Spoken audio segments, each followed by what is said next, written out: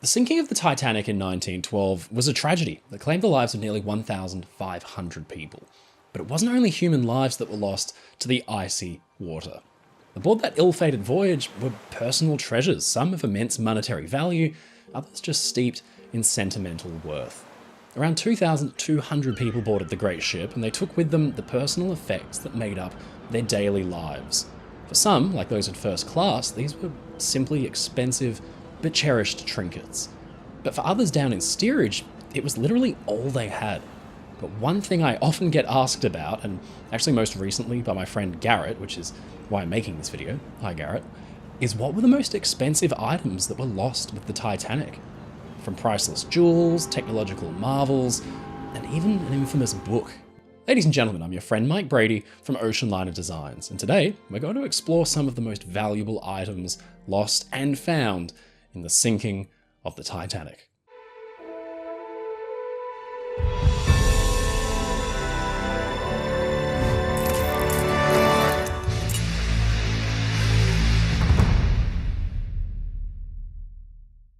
The voyage of the Titanic meant different things to different people on board. For some, it was an opportunity that had a whole new life, but for others, it was the most luxurious means of conveyance home after a relaxed vacation in Europe. Now, the sheer excitement of a ship's maiden voyage was a magnet for some pretty unique individuals and characters who brought along with them their belongings that matched their stature. Now, of course, within days, many of the personal belongings and treasures that boarded the ship at Southampton, Cherbourg, and Queenstown would find their final resting places nearly 4 kilometers below the ocean's surface. Madeline Talmadge Astor sat at the edge of lifeboat number 4, her heart gripped by both relief and despair. At just 19 years old and 5 months pregnant, she had watched her husband, John Jacob Astor IV, one of the wealthiest men in the world, disappear into the freezing waters of the Atlantic. Astor was not just any man, he was a titan of real estate, a member of one of America's most renowned and wealthy families, but he was also an inventor and a science fiction writer. His personal wealth at the time was estimated at $87 million, which would today be around $2.75 billion. Now, the Astors had been on an extended holiday on a honeymoon in Europe, a trip that was taken partly to escape the scrutiny of their scandalous marriage. Astor was 47, and Madeline was just 18 when they were wed. In fact, was actually younger than Astor's eldest son. Their return to America on the Titanic was supposed to begin this next chapter in their lives because Madeline was pregnant. Now, Astor had a deep love for Madeline. He showered her with lavish gifts, and it was very clearly evident in the jewelry she carried aboard the Titanic. This was a collection of diamonds and pearls worth millions. Now, it's hard to know exactly how much these jewels were worth. Some stated that they were priceless, but there are some things we definitely know for sure. For example, we know that her diamond solitaire engagement ring was supposedly, at the time, $25,000, which today would be $790,000. Now, she had a $250,000 pearl necklace and a gilded menagerie of sapphires, rubies, and diamonds. So it's safe to assume that if she did lose any in the sinking of the Titanic, they would have been worth an extremely large sum. But the only thing is, we don't know what was saved and what was lost. Even in her mourning, Madeline wore some of the jewelry that Astor had given her, including a diamond-encrusted choker and pearls. Now, if Astor saved all her jewelry that night before getting into the lifeboat, as some other first-class women did, then she must have kept them the rest of her life. So she did, in fact, leave some jewels to her son when she passed away, including a solitaire diamond ring and a pearl necklace. But whether these were the ones from John Jacob or her subsequent husbands remains to be investigated. If she didn't save some of her spectacular jewels, then presumably they're still down there, buried under layers of silt and debris, unlikely to ever be seen again. Among the rarities aboard the Titanic was a one-of-a-kind book made famous today by a legendary video game. But what many don't know is this prop from Titanic Adventure Out of Time was actually based on the real thing.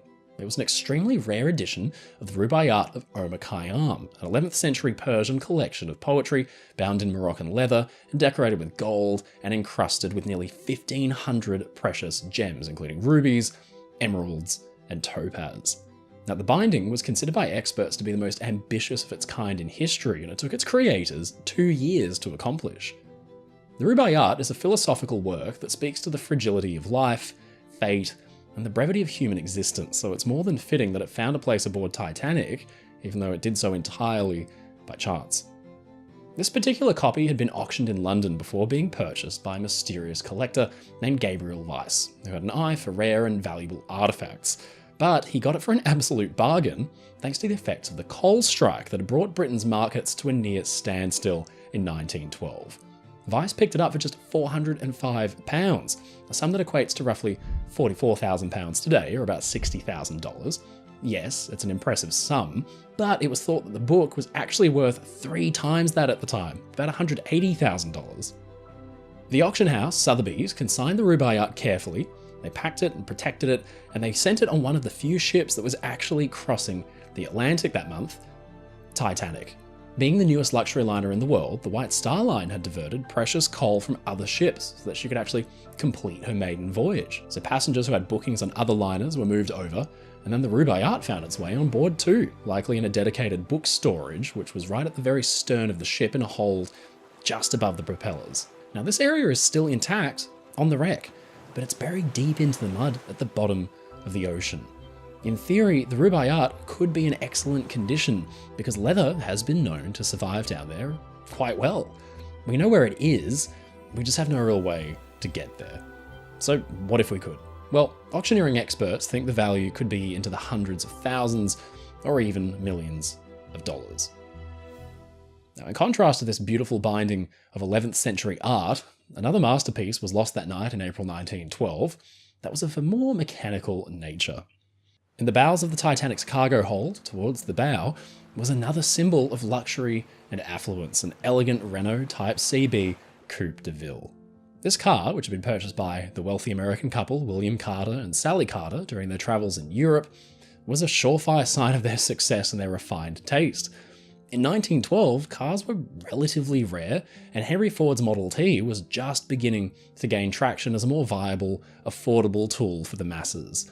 Until then, the automobile had been the plaything of the rich and the famous. So to reflect that, many early cars still featured separate driver and occupant compartments like carriages of the 19th century had.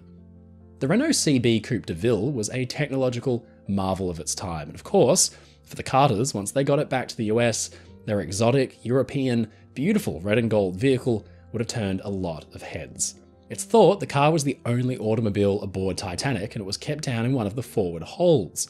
Some also think that it might have been inside a sealed crate, which means that a famous scene from a certain film may not have actually been possible. When Titanic sank and the Renault went with it, Carter filed a $5,000 claim, which would today be worth about $160,000. Now, just recently, the same model of car was auctioned off in 2008 for nearly $400,000 of today's money. So were Carter's original car to be recovered as one of the most unique vehicles in history, it would probably fetch value well into the millions. Save for one small issue, it probably doesn't exist anymore. The thin bodywork will have essentially been eaten through, and its chassis, if it was made of wood, like many were back then, would have collapsed. It's likely that the rubber tyres might still be down there, and some of the brass fittings as well, but that's all that likely remains of this once magnificent machine. Isidore Straus, co-owner of Macy's department store, and his wife Ida were another couple aboard the Titanic whose loss is remembered not just because of their staggering wealth, but for their unwavering devotion to each other. Isidore was one of the most successful businessmen in America at the time, having turned Macy's department store into a household name. He'd served as a US congressman and was a philanthropist known for his generous contributions to various causes that were close to his heart. He was known as a man of humility and integrity, and he and his wife Ida had been married together for over 40 years. The couple had been traveling in Europe and were returning to America aboard Titanic. They brought with them many valuable belongings, including Ida's jewelry. Now, both Ida and Isidore were tragically lost when Titanic sank, as they famously refused to be separated from one another. With them went everything they'd brought aboard Titanic. Now, it's thought many of Ida's jewels were lost with the ship. We just don't know which ones, so it's hard to get a bead on exactly what kind of value went down with Titanic. We can get some clue from the jewels that she left behind when they had to go through her estate. Among her possessions were a guard chain of gold, set with 12 diamonds and 12 oriental pearls, a brooch with 31 diamonds alone, a hairpin of amber with a scroll of platinum and gold mounted with 125 diamonds, and a platinum brooch containing 130 diamonds and 8 pearls. Now, the value of these items adjusted for inflation, would be well over $100,000 in today's value. Now, this gives us some insight into the potential worth of the jewelry and belongings that were lost on Titanic. Because first-class ladies were expected to dress lavishly for dinner, Ida would have been carrying some of her finest with her. And it almost survived. She'd actually handed it to her personal maid, who'd got into a lifeboat, but then Ida took it back off her. When the time came for the Strausses to board their own lifeboat, Ida famously refused to leave her husband. "Where you go, I go," she said, and the two were last seen embracing side by side on a bench. Titanic itself carried many pieces of fine art for display in the first-class spaces. But down in the ship's hold, she carried artworks loaded by passengers for transport to America, and one of these was particularly valuable. Le Circassien au Bain was a masterpiece by the French artist Marie-Joseph Blondel, completed in 1814. It was an oil nude of a woman bathing. Now, interestingly, when it was first exhibited in Paris, observers criticised the twist in the woman's body, as well as the composition as compared to Blondel's other works. But by the time Titanic was preparing for a maiden voyage, a century had passed. The painting had come to be seen as a very fine example of Blondel's work. It was bought by a Swedish businessman, Mr. Moritz Björnstrom Steffensen, who boarded Titanic in first class with his precious painting in tow. Now, on the night of the sinking, he was fortunate enough to survive, boarding a lifeboat after assisting with the loading of others before him. When it came time to lodge financial claims for lost goods, Björnstrom Steffensen lodged an eye-watering $100,000 claim that would today come in at a whopping $3.1 million. Now, this was the single largest claim filed against the White Star Line for any one lost good or article during the disaster, and it absolutely dwarfed the claim made by the Carters for the lost Renault. Now, in the end, he was never awarded anywhere near the amount he had filed for, and Blondel's bathing woman was confined to the depths forever. Relatively little was actually known about the painting, and were it not for a handful of engravings made of it in the 1800s, then we'd have no idea of what it even looked like at all. But a century after its loss in 2014, an anonymous artist going by the moniker of John Parker completed a recreation of the artwork based on Blondel's other works, as well as the surviving engravings that gives us a rare, tantalizing glimpse at the bathing woman that went down with the Titanic. Other items that were lost with Titanic were recovered and have gained provenance and unbelievable value since 1912. Two most recently went up to auction, and the first was an iconic part of the Titanic story. Wallace Hartley was the 33-year-old bandmaster aboard Titanic, and he famously played alongside his orchestra while the ship sank to try to instill calm amongst the terrified passengers and crew. Tragically, he lost his life in the disaster, and his body was later recovered by the Mackay Bennett, the cable-laying ship, nearly 2 weeks after the sinking. He was still fully dressed, and his violin case was strapped to him.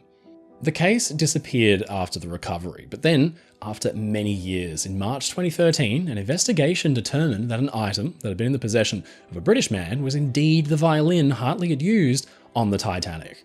The violin had actually been returned to Hartley's wife, and after her death in 1939, it had changed hands before resting with the same family for 70 years. Now, the violin was a gift originally from Hartley's fiancée, and it still carried her engraving to him on an inset silver plate.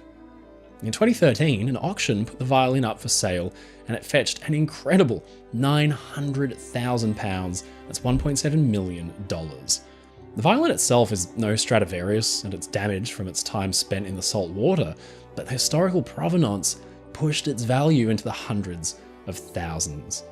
Fortunately, instead of disappearing again into a private collection, the instrument is now on display at the Belfast Titanic Museum. Now, a rare and unusual treasure has just recently been spotted mixed in with the debris down there at the Titanic wreckside. It's an unusual piece of jewellery. Now, the Edwardian appetite for adventure and all things exotic is the stuff of legends, and loaded into Titanic's holds were stacked boxes of unusual animal samples like pig tusks and things like that. But recently, underwater scans and video footage have revealed one case to have split open, revealing a necklace made from a huge shark tooth. Now, this triangular tooth looks to have come from a great white, but many think or speculate it's actually from a Carcharodon megalodon, the giant ancient shark species.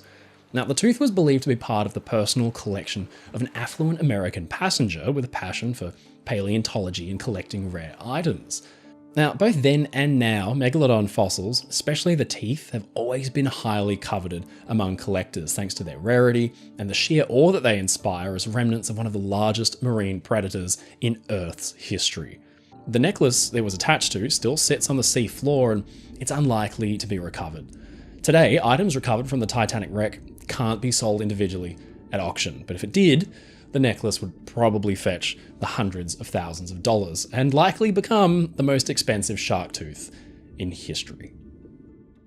Now, one final special item is worth talking about. Remember John Jacob Astor, the millionaire who stayed behind while his wife escaped the sinking ship? Well, his body was one of the few actually recovered after his life was lost when the ship sank, and inside his pocket was found a fine gold pocket watch, still with his initials, JJA, elaborately decorating the cover. Now, the pocket watch was returned, still water damaged, to his son Vincent in 1912, who had it repaired and then wore it himself the rest of his life. This tragic little piece of history went up for auction in 2023. And in fact, I watched that auction. I even bought a couple of small, cheap things, and I could not believe my eyes as the watch began to be bid on. By the end, it had sold for £1.17 million. That's $1.5 million. Sadly, unlike the Hartley violin though, it seems destined to disappear into a private collection, where it will remain a small reminder of the horrible, dark night the Titanic went down. Ladies and gentlemen, it's your friend Mike Brady from Ocean Liner Designs. Thank you so much for watching this video. If you enjoyed it, please leave a comment below. And don't forget to subscribe to the channel because we get new videos out weekly. If you want to support my work and get really cool perks like behind the scenes and early access, please visit my Patreon in the link in the description below, or sign up as a YouTube member. Come and join the crew. As always, stay safe, stay happy, and I'll see you again next time.